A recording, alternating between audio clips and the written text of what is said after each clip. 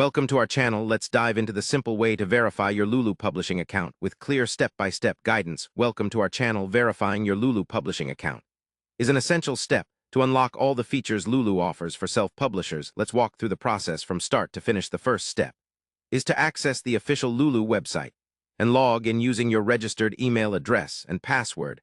Once logged in, look for the account verification or profile verification section usually found under account settings. Next, Lulu will prompt you to provide identification details.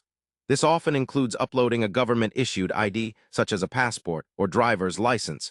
Ensure the document is valid and clearly legible to avoid delays. After uploading the necessary documents, you may need to confirm your email address by clicking a verification link sent directly to your inbox. This step confirms your contact information is accurate and helps secure your account. Following the email verification, Lulu might ask for additional information to verify your identity. This can include your phone number, where you will receive a code via SMS. Entering this code back into the website completes the phone verification step. Always check that all entered information matches exactly the details on your ID documents to ensure a smooth process.